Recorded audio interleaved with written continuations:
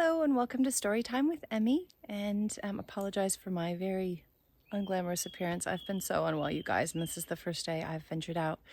But because I missed my normal posting a few days ago, I just didn't want to wait any longer. So here it goes. I wanted to tell you about the funny nuances of living in New Zealand for 10 years, but also still obviously having family in America and going back and visiting. And I've adapted to the New Zealand way so much. Obviously I don't have the accent, but all of the terms I have taken on as if they are, I've always spoken that way.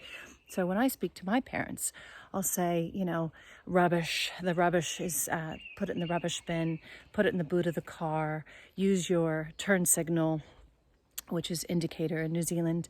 I'm going to have that in a takeaway cup. And when I'm in America and I'm at a restaurant, I'll say, may I please have another serviette? And they're like, what? A serviette? I would like to, what? And they're like, a napkin? I'm like, oh, yes, that's the word. And I'll say, could I get that in a takeaway, or I'm going to take this away? They're like, what? And I said, I'm not going to have it here. I'm going to take it away. I'm going to take they're like, to go? And I'm thinking, oh my goodness, that's the word, to go. I have honestly have been in so many situations where I've been visiting my home country of America, and people look at me completely like I'm nuts. They're like, I don't even understand what you're saying. And so and on the opposite side, 10 years ago when I moved to New Zealand, I was doing things like I was being invited to dinner parties where I was told to bring a plate, and I'd come with a full-on plate, like an empty plate, thinking there's a shortage in the kitchen. I felt bad for the host, but that actually wasn't what it meant at all. It meant bring a platter, like bring something to share, which in America would be like a potluck or something. So I've had these funny things happen. Or when I lived in New Zealand, somebody would be giving me their phone number and I'd be ready to write it down. And they'd say, yeah, so you're going to call 222-110-555. And I'm thinking, double, triple, what? And honestly, and they're talking, fast, and I'm trying to keep it down.